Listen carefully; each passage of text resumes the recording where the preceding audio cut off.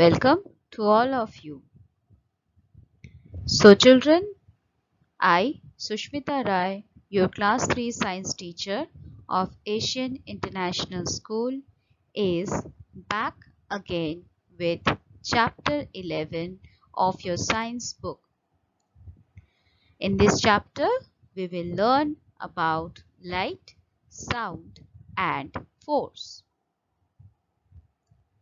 So children, slowly and steadily, with the help of this online media, we have come a long way and reached the chapter 11 in our science book. I hope you all are enjoying this journey with me and our lovely school. So let's start with the chapter.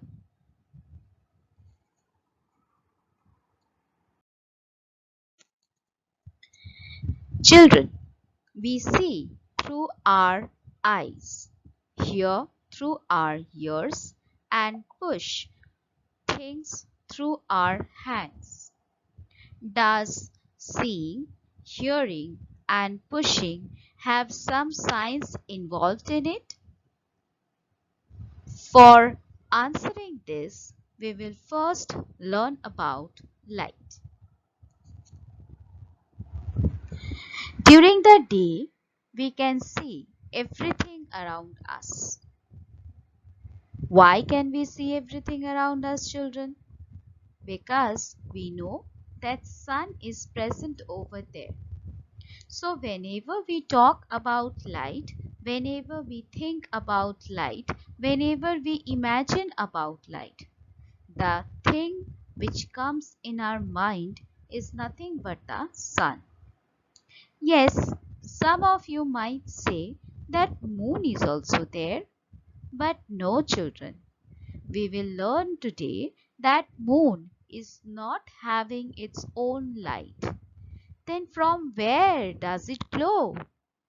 It glows, but with the help of the light that it absorbs from the sun only. So, sun is the major source of light for all of us.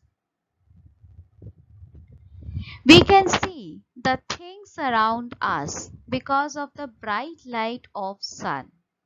It helps us to see each and everything which is present around us. The sun is the main source of heat and light on earth. Now, during the absence of sun, there are many other things which helps us to see the different things which are present around us. What are they?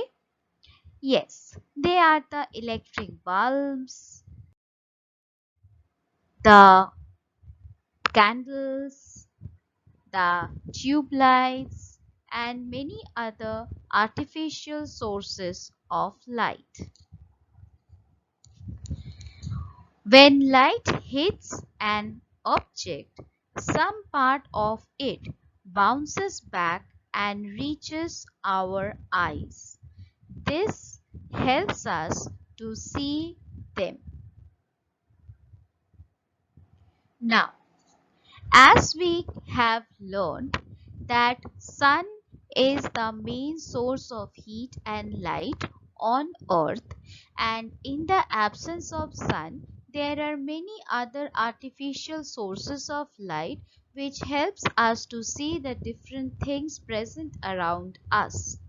Now we will learn about the different luminous and non-luminous objects which are present around us.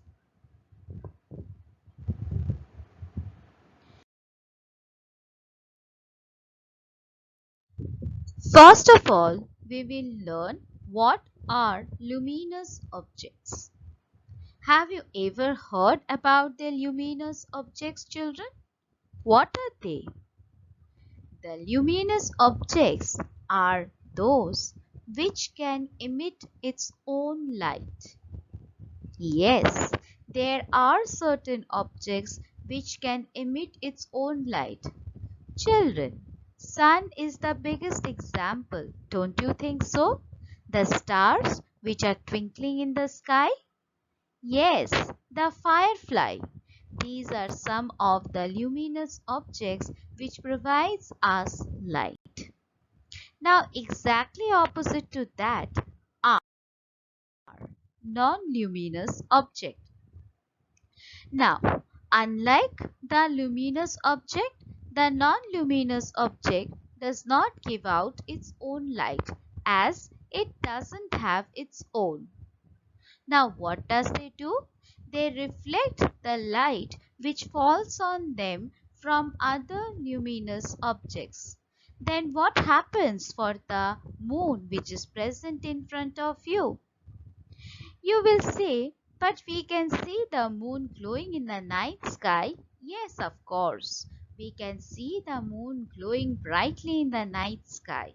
But children, you will be amazed to learn that the moon absorbs the sunlight and reflects that absorbed light only when it is present in the dark sky. Isn't it amazing, children?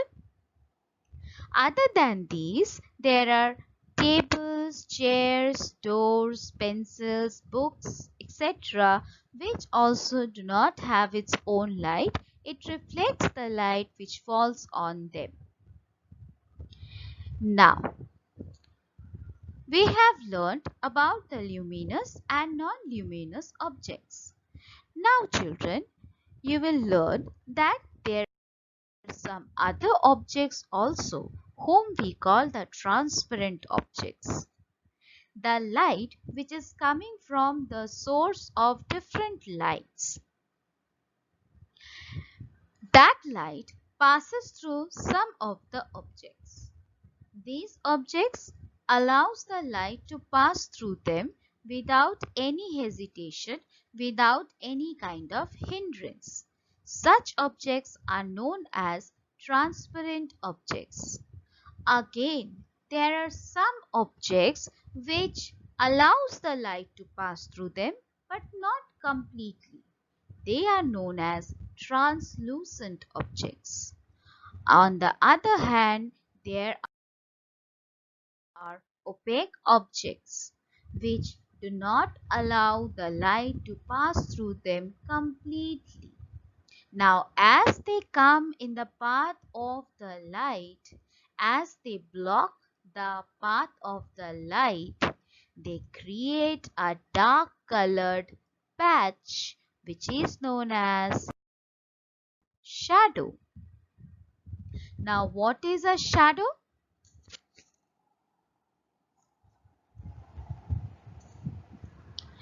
You might have observed that when light falls on on an object, a dark patch is formed on the opposite side of the source of light. This dark patch is known as a shadow. When an opaque object comes in the way of light, a shadow is formed. To understand how a shadow is formed, it's better that you take a football or you go to a nearby tree or you yourself stand in front of the sun. You will be able to observe that with the hindrance of the movement of light, how the different shadows are formed. Now we will learn how the sun and shadow play games in between them. Yes, children, the position of sun is an important factor for the formation of this shadow. The length of a shadow formed when an object or a person comes in the way of the sun's rays or any other luminous object, the light changes during the course of its travel. The sun appears low in the sky in the morning and evening and high at noon. The higher the sun is in the sky, the shorter will be the shadow of an object. Thus, Shadows are longer in the morning and in the evenings, whereas they are much shorter during the afternoons.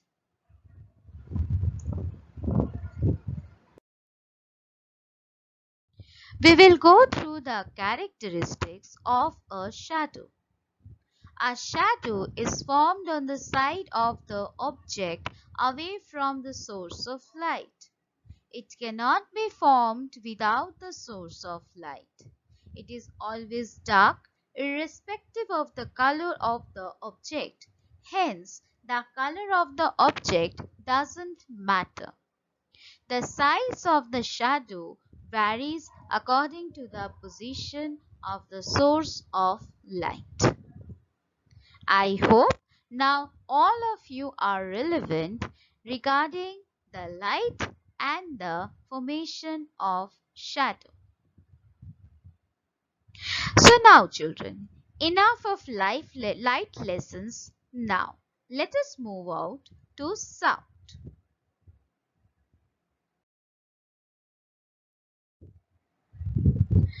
So how do you know when the periods in your school is over?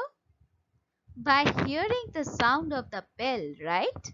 How do you know that the phone is ringing? How do you know that someone is present at the door? Yes, you are right.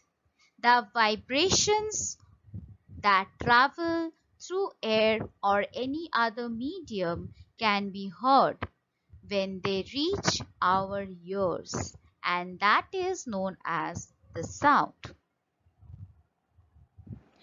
But how is the sound produced? The sound is produced whenever a body vibrates or moves to and fro. So the to and fro or back and forth motion of an object is known as vibration.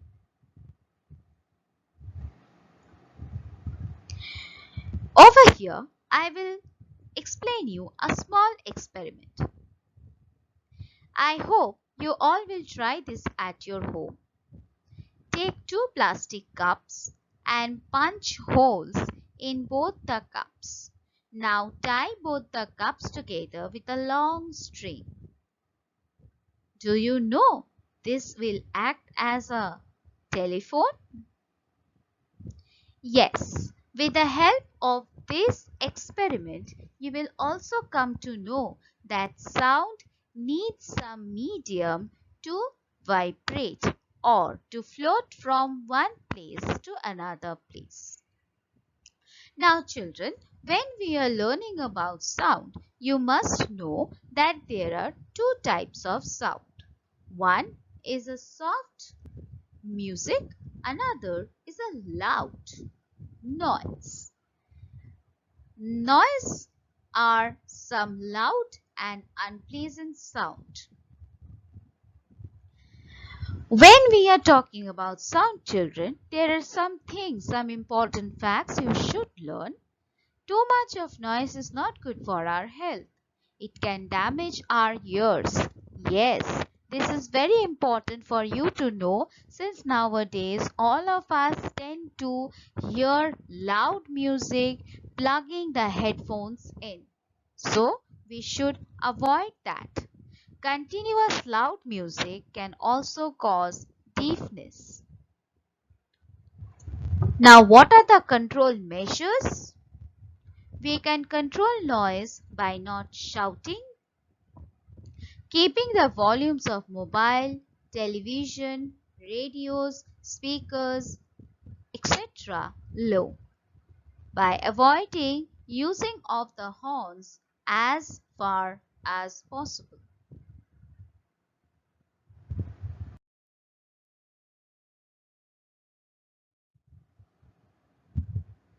Now, we will talk about force.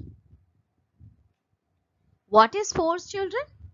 The push or pull that we apply on each and everything, on each and every object which is present around us on our everyday basis is known as force. For example, you need to apply force to pick up a book. You need to apply force to chew your food. You need to apply force to kick the football on the ground. Now, force can change the shape of an object. Force can change the position also of an object. Imagine you are playing on the ground, you kick a ball and the ball just flew away from others. Yes. Imagine your mother kneading the flour every day at night while making the chapatis. So these are some of the examples by which we can understand that by applying force we can change the shape or position of an object.